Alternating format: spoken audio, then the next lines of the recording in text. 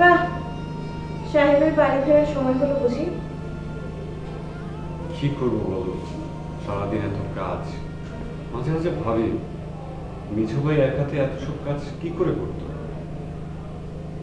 তো সারাদিন এত কি কি কাজ করলেন শুনি? কি আর করবো, আমার যা কাজ কই, মাঠে ঘাটে ঘুরে বেড়ালো, জমি চাষাবাদ ঠিক হয়েছে কিনা সেটা দেখা, আর সকালবেলা মিঠু ভাই যেটা বলে দেয় সেটা অক্ষরে অক্ষরে পালন করা। এই যা। এই যা, এই করেই সারাদিন কেটে যায়? নাকি রাত পেরোলে বাড়ি ফিরতে মন চায় না? উল্টোটা বলছো কেন? আমার তো বাড়ি ফিরলে বেরিয়ে হতে ইচ্ছা হয় না। বউ ভুলানোর কথা বলে কোনো লাভ নেই।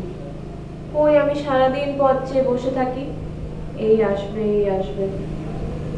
কেন, তোমার কিছু লাগবে? দরকার ছিল? দরকার পড়লে কি মনে করবে? ওই আমি সারাটা দিন বাড়িটাতে একা একা থাকি, একটু কথা বলবো, একটু সময় কাটাবো, তা না।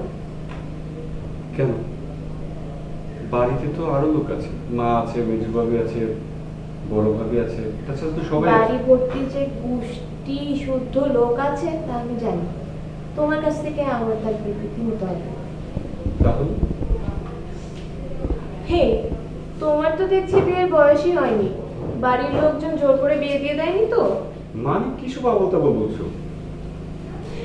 বলছি, আমাদের ওখানে এরকম একটা বিয়ে হয়েছে, হুম। দেখতে শুনতে তোমার মতো হাট্টা গাট্টা, পরে জানা গেল সেটা একেবারেই বাচ্চা।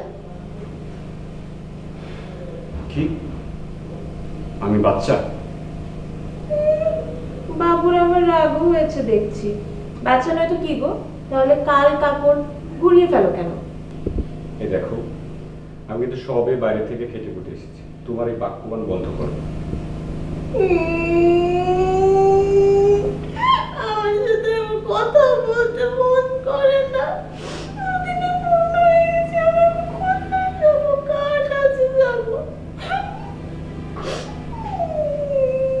এই যে, কি হয়েছে শুনি, আমাকে একটু খুলে বলো, আপনার কি চাই? তোমাকে। আমাকে?